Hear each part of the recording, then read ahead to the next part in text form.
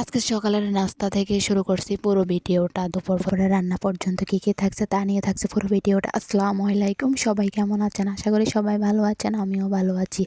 নতুন আরেকটি ভিডিও নিয়ে চলে আসলাম আপনাদের মাঝে। তো সকালের নাস্তায় থাকছে রুটি আর আলু ভাজি। আসলে পরোটা দিয়ে আলু ভাজি আর চা হলে বলেন কি লাগে, খুবই মজা লাগে খেতে, তাই না? আমার কিন্তু ভীষণ পছন্দ। এখানে রুটিগুলো বেলে নিতে আসি, আলু ভাজি হয়ে গেছে, মানে আলু ভাজি বসার পাশাপাশি রুটিগুলো বেলে নিতে আসি ভালোভাবে, যেন দিয়ে রুটিগুলো বেলা হয়ে যায়, আলু ভাজিটাও হয়ে যায়।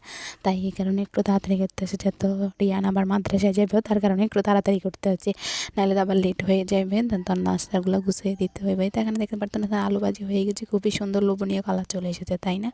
কার সকালের নাস্তা দরকার, অবশ্যই সবাই চলে আসবেন, নাস্তা খেতে দাওয়াত রইলো আমার বাড়িতে নাস্তা। এই তো এখানে পরোটা বানিয়ে ফেললাম, পরোটা এখন ভাজতেছি, দেখতে পারতেছেন পরোটাগুলো খুবই সুন্দর আসতেছে, ঠিক না? ভাজা হয়ে গেছে পরোটাগুলো। আসলে মানে সকালের নাস্তাটার পরে দুপুরে রান্না বান্না প্রস্তুতি চলবে। সকালের নাস্তাটা আসলে এত ঠান্ডার সময় আসলে নাস্তাটা নিয়ে খুবই হিমশিম খাওয়া যায়, তাই না? সকালে মনে হয় এরকম, আর ঘরের বউদের কোনো ঠান্ডা নেই, সবই গরম। সবার জন্য নাস্তা গোছাতে গোছাতে নিজে নাস্তা খাই কখন, তা আসলে অনেক বৌমারা এটাই বলে যায়, ঠিক না? আসলে আমাদের ক্ষেত্রে এরকম না, যাতে আমরা যৌথ ফ্যামিলিতে না বা আমরা সাথে সবাই নেই, তাই আমাদের কোনো সমস্যা নেই। তো এখানে দেখতে পাচ্ছেন যে দুপুরে রান্নার জন্য প্রস্তুতি চলতেছে। এখানে দুপুরে রান্নার কুটাকাটি শেষ করার পরে এখানে তো রান্না করতে চলে এসেছি, ফুলকপি দিয়ে, জমি দিয়ে, টমেটো দিয়ে, মাছ দিয়ে রান্না করবো। তো দেখতে পারতেন যে এখানে রান্নার জন্য তো এখানে ভালোভাবে তরকারিটা কষিয়ে দিয়েছি, আসি সব কিছু মশলা দিয়ে কষিয়ে নিয়েছি। কষিয়ে নেওয়ার পরে এখানে তরকারিটা কষিয়ে দিতে আসি। শীতের সময় আসলে কিন্তু সকল ধরনের সবজি পাওয়া যায়, ঠিক না? আসলে সবজিগুলো খেতে অনেক মজা লাগে। শীতের সময় সব তরকারি ভালো লাগে, গরমে কিন্তু খেতে একটা মজা লাগে না তরকারি।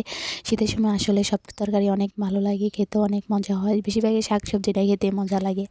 আর আমার থেকে এমনিতে শুটকি তরকারি আর শাকটাই বেশি ফেভারিট। আমি তো একটা মাছ পছন্দ করি না বা গোস্ত এতটা খাই না, শুটকি। আর এখানে কিন্তু প্রায় রান্না হয়ে গেছে, দেখতে পারতেন আছেন। রান্নাটার কিন্তু খুবই সুন্দর রূপ চলে এসেছে, দেখতে পারতেন আছেন। এখন মাছ দিয়ে দিব, এখানে মাছ দিয়ে দেওয়ার পরে অনেকক্ষণ কষানোর পরে তারপরে ধনিয়া পাতা দিয়ে দেবো। ধনিয়া পাতা যেহেতু শিলপাটা বেটে রাখছে, আসলে আগে বেটে রাখলে কিন্তু টেস্ট হয় না, ফ্রিজে রাখলে কিন্তু বেটে মানে যন্তন বেটে তরকারি দিলে কিন্তু খুবই মজা হয়, তরকারিটা খেতেও অনেক স্বাদ হয়। এই তো এখন ধনিয়া পাতাটা দিয়ে দিতে আসি, দেখতে পারতেন আছেন। তরকারি আসলে এখন খুবই সুন্দর একটা লুক চলে আসবে। আসলে ধনিয়া পাতাটা দিলে যখন কালারটা অন্যরকম হয়ে যায়, আসলে খেতেও কিন্তু খুবই মজা হয়, তাই না? ধনিয়া পাতাটা দেওয়ানোর পরে কিন্তু খুবই সুন্দর আসলে কালারটা চলে এসেছে, ঠিক না? এরকম আসলে ধনিয়া পাতাটা দিলে যখন কালারটা হয়ে যায় এরকম, আসলে দেখতে তো খুবই লোভ লাগে, লোভনীয় হয়েছে খাবারটা, কিন্তু খুবই খেতে অনেক মজা লাগে। আর যদি তার সাথে থাকে ভর্তা, তাহলে তো আরও মজা লাগে, তাই না? আসলে কিন্তু শীতের সময় ভর্তা কিন্তু অনেক মজা লাগে।